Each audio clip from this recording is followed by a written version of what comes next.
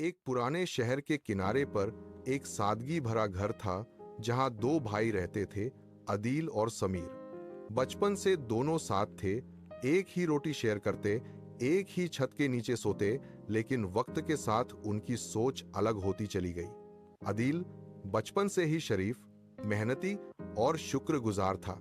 उसे छोटी छोटी चीजों में भी खुशी मिल जाती थी। समीर उसके बरक्स तेज दिमाग था, लेकिन उसका दिल जल्दी लालच और मुकाबला में आ जाता था। उनके वालिद एक ईमानदार ताजिर थे। वो अक्सर कहते, बेटा, रिज्क अल्लाह देता है और जो हलाल होता है उसमें बरकत होती है, लेकिन हसद इंसान का सबसे बड़ा दुश्मन है। अदील हर बात दिल से सुनता था, समीर सिर्फ सर हिला देता, लेकिन उसके अंदर एक और ही दुनिया चल रही होती थी। वो जल्दी अमीर बनना चाहता था। वक्त बहता रहा और एक दिन उनके वालिद सख्त बीमार हो गए। घर का माहौल बदल गया। अदील दिन रात उनकी खिदमत करता, जबकि समीर अक्सर बाहर रहता। एक रात वालिद ने दोनों को अपने पास बुलाया। उनकी आवाज कमजोर थी, लेकिन अल्फाज बहुत भारी थे। याद रखना, दौलत सब कुछ नहीं होती। इंसान का किरदार उसकी असल पहचान होता है, और हसद तुम्हें अंदर से खा जाएगा। अदील रो पड़ा और बोला, अब्बा, मैं वादा करता हूं, मैं आपकी बातों को कभी नहीं भूलूंगा। समीर चुप खड़ा था, लेकिन उसकी नजर कमरे के कोने में रखे पुराने संदूक पर थी। उसी रात उनके वालिद का इंतकाल हो गया। घर में गम था, लेकिन समीर के दिल में हिसाब चल रहा था। अगली सुबह समीर ने सीधा कहा, हमें सब कुछ बांट लेना चाहिए। अदील ने हल्की सी मुस्कुराहट के साथ कहा, ठीक है, लेकिन याद रखना, बंटवारा चीजों का होता है, रिश्तों का नहीं। संदूक खोला गया। सोने के सिक्के, पुराने बर्तन और कुछ कीमती चीजें निकलीं। समीर ने चालाक बनकर ज्यादा कीमती चीजें अपने पास रख लीं। अदील ने देखा, मगर कुछ नहीं बोला। अदील ने अपने छोटे से हिस्से से एक छोटी सी दुकान किराए पर ली और काम शुरू कर दिया। समीर ने अपना पैसा ऐशो आराम में उड़ाना शुरू कर दिया। महजिलें, दोस्त, खाना पीना, सब कुछ चल रहा था। कुछ महीने गुजरे और तस्वीर बदल गई। अदील की दुकान चल पड़ी। उसकी ईमानदारी की मिसाल दी जाने लगी। लोग कहते, अदील से खरीदो, यह कभी धोखा नहीं देता। उधर समीर का पैसा खत्म होने लगा। दोस्त भी धीरे धीरे गायब होने लगे। अब समीर अकेला था और उसके दिल में जलन पैदा हो चुकी थी। एक दिन वो अदील की दुकान के सामने खड़ा उसकी कामयाबी देख रहा था। हर तरफ लोग, हर तरफ बरकत। उसने धीरे से कहा, यह सब मेरा होना चाहिए था। यहीं से हसद की आग ने उसके दिल में घर कर लिया। समीर का एक पुराना दोस्त था, मक्कार और चालाक। उसने समीर के जहन को और भड़का दिया।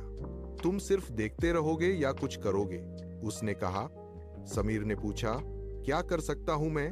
जवाब आया, अगर उसका नुकसान हो जाए तो सब बराबर हो जाएगा।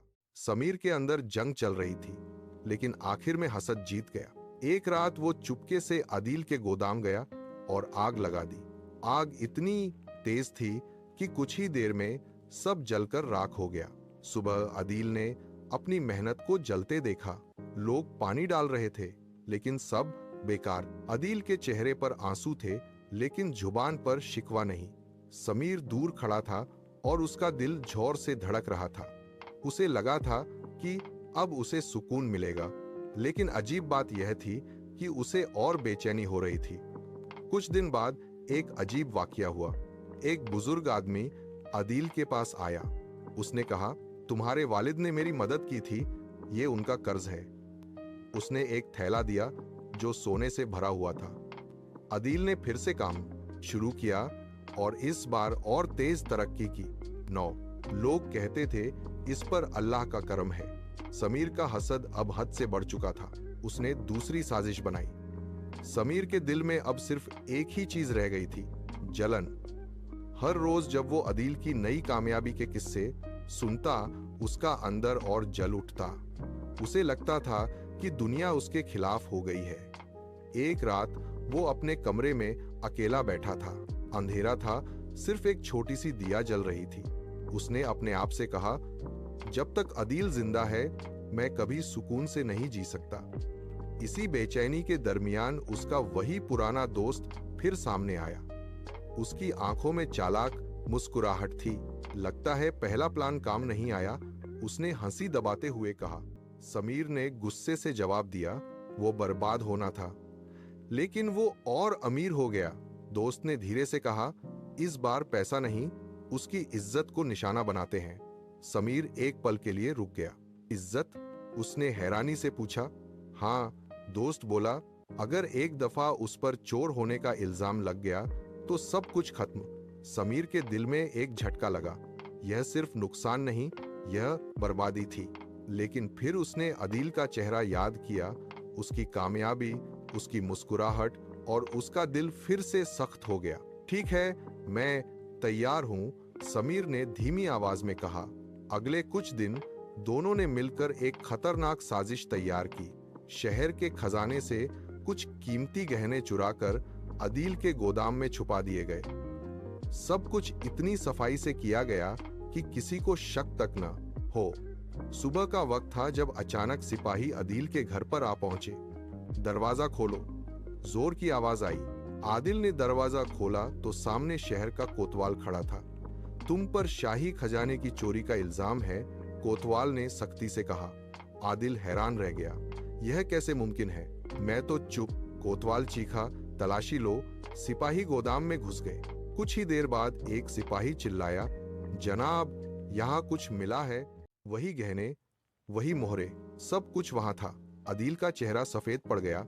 उसे समझ आ गया कि यह साजिश है, और कौन कर सकता है। उसकी नजर भीड़ में खड़े समीर पर पड़ी, जो आंखें चुरा रहा था। अदील को जंजीरों में जकड़कर ले जाया गया। शहर भर में बात फैल गई। आज के बाथरार को ईमानदार आदिल चोर निकला। लोग सरगोशियां करने लगे। समीर भीड़ में खड़ा था, लेकिन उसका दिल जोर जोर से धड़क रहा था। उसे लग रहा था कि वो जीत गया है। लेकिन अजीब बात यह थी कि उसके अंदर खुशी नहीं थी। रात को वो सो नहीं सका। हर बार आंखें बंद करता तो अदील का चेहरा सामने आ जाता। उसे बचपन याद आया, जब वो गिर गया था और अदील ने उसे उठाया था। समीर ने अपने सर को पकड़ लिया। मैं क्या कर रहा हूं? उसने खुद से कहा। उधर अदील कैद खाने में था, ठंडी जमीन पर बैठा हुआ, लेकिन उसकी जुबान पर सिर्फ दुआ थी। या अल्लाह, अगर मैं बेकसूर हूं तो मुझे बचा ले और मेरे भाई को हिदायत दे। अगले दिन उसे दरबार में पेश किया गया। सुल्तान ने सख्त आवाज में पूछा, सच बताओ, क्या तुमने चोरी की है? अदील ने सर उठाया और कहा, मेरा दामन पाक है। सबूत उसके खिलाफ थे और फैसला आ गया। कल शाम तक अगर बेकसूरी साबित न हुई तो सजा मौत होगी। यह सुनकर पूरा शहर सकते में आ गया। समीर के पैरों तले जमीन निकल गई। उसने सोचा भी नहीं था कि बात यहां तक पहुंच जाएगी। रात भर वो बेचैन रहा। एक तरफ डर, दूसरी तरफ उसका गुनाह। सुबह शहर के चौराहे पर फांसी का फंदा तैयार। अब क्या समीर अपने भाई को मौत के मुंह में जाने देगा या सच बोलकर सब कुछ गवा देगा? चौराहा लोगों से भरा हुआ था। हर आंख अदील पर थी, जो सुकून के साथ खड़ा था, जैसे उसे अपनी बेगुनाही का पूरा यकीन हो। उसके हाथ बंधे थे, लेकिन उसका चेहरा रोशन था। लोग हैरान थे कि एक चोर इतना मुतमिन कैसे हो सकता है। दूर खड़ा समीर लरज रहा था। उसके हाथ पसीने से भीग चुके थे। हर गुजरता लम्हा उसे अंदर से तोड़ रहा था। जल्लाद ने फंदा तैयार किया और कोतवाल ने आवाज लगाई। हार कोतवाल के दूसरा के ये है अदील, जिस पर चोरी का जुर्म साबित हो चुका है। अदील ने आंखें बंद की और धीरे से दुआ की, या अल्लाह, सच को जाहिर फरमा और मेरे भाई को माफ कर देना।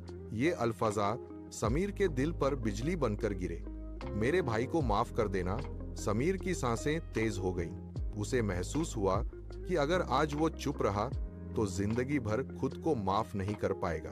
अचानक वो भीड़ को चीरते हुए आगे बढ़ा और जोर से चीखा, रुक जाओ। पूरा मैदान खामोश हो गया। सबकी नजर उस पर टिक गई। समीर ने लड़खड़ाती आवाज में कहा, ये बेगुनाह है। चोरी मैंने की थी। लोगों में हलचल मच गई। कोतवाल हैरान रह गया। तुम क्या कह रहे हो? उसने सख्ती से पूछा। समीर रो पड़ा। ये सब मेरी साजिश थी। मैंने ही गहने छुपाए, मैंने ही उसे फंसाया। उसकी आवाज टूट रही थी। मुझे उससे हसद था। मैं उसकी कामयाबी बर्दाश्त नहीं कर सका। अदील ने धीरे से आंखें खोली और समीर को देखा। उसकी आंखों में गुस्सा नहीं, सिर्फ दर्द और रहमत थी। समीर जमीन पर गिर गया। भाई, मुझे माफ कर दो, मैं अंधा हो गया था। पूरा मैदान उस मंजर को देखकर सकते में था। सुल्तान ने इशारा किया। अदील के हाथ खोल दिए गए। सब सोच रहे थे कि अब अदील क्या करेगा, गुस्सा, बदला, नफरत। लेकिन अदील आगे बढ़ा और समीर को उठाया। उसने उसे गले लगा लिया। समीर फूट फूट कर रो रहा था। आप चाहें तो मुझे सजा दिलवा दें, मैं इस लायक हूं। अदील ने उसके सर पर हाथ रखा और कहा, सजा तुम्हें तुम्हारा जमीर दे चुका है और मैं तुम्हें माफ करता हूं। ये अल्फाजा सुनकर हर आंख नम हो गई। सुल्तान भी मुतासिर हुआ। उसने कहा, जहां इतनी बड़ी माफी हो वहां रहमत का फैसला होता है। समीर को सख्त तंबीह के साथ रिहा कर दिया गया, लेकिन उसकी जिंदगी बदल चुकी थी। उस दिन के बाद समीर ने लालच और हसद को हमेशा के लिए छोड़ दिया। वो अदील के साथ मिलकर ईमानदारी से काम करने लगा। लोग कहते थे, ये सिर्फ दो भाई नहीं, ये एक मिसाल है। अदील की माफी ने समीर का दिल बदल दिया और समीर की तौबा ने उसकी जिंदगी संवार दी। और यूं एक कहानी जो नफरत से शुरू हुई थी, माफी और रहमत पर खत्म हुई।